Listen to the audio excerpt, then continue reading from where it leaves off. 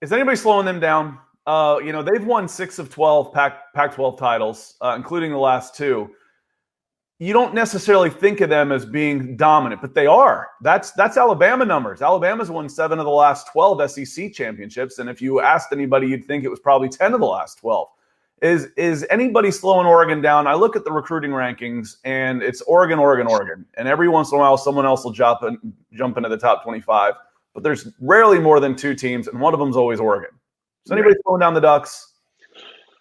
Well, the other thing you throw in there too is not only are they winning 6 of the last 12 Pac-12 championships, they played for 2 national championships in the last decade. The only school on the West Coast to have done that, and that's the thing.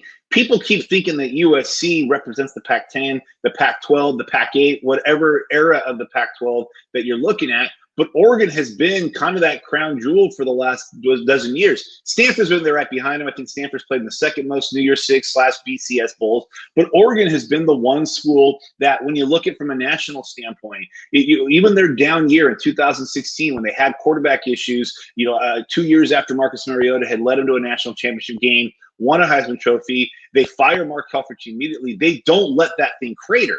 There's other schools that when things hit the bottom, it kept bottoming out even more. Oregon quickly remedied that, hired Willie Taggart. He left after a year. Mario Cristobal comes in, having just coached on a national championship team at Alabama, comes in with the energy, comes in with the focus, the vision to build Oregon into an SEC-like program out west. The other thing to keep in mind for Oregon is that they're a national brand, and they've been a national brand really for the past 10 years, whether it was the Nike campaigns when they had Marcus Mariota, whether it was him winning a Heisman Trophy, whether it was Michael James, Anthony Thomas, going back to DeForest Buckner, Eric Armstead. They've had guys that are getting drafted high. They've had guys that are national names. So Oregon is a national brand like USC is. While other Pac-12 schools are having to recruit kind of more on a regional basis, Oregon's going all around the country. I think they had 7 players that were ranked either number 1 or number 2 in their respective state.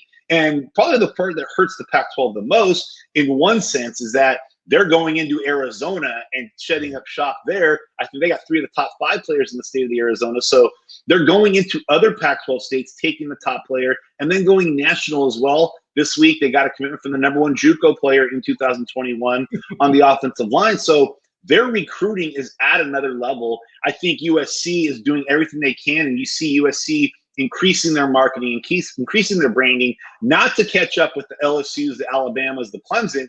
They're trying to catch up with Oregon because right now Oregon is the hot name on the West Coast, and they probably are positioned with their recruiting the last few years to be the Pac-12 school best suited to compete for a national championship.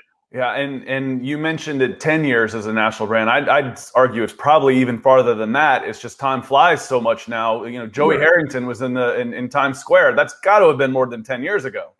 20 years ago. But back then, they were, a team that people thought should have been playing for the national championship. So you're right. It really is since the late 90s. So to sum up, no, they're not slowing down anytime soon. However, USC had a pretty good season this year.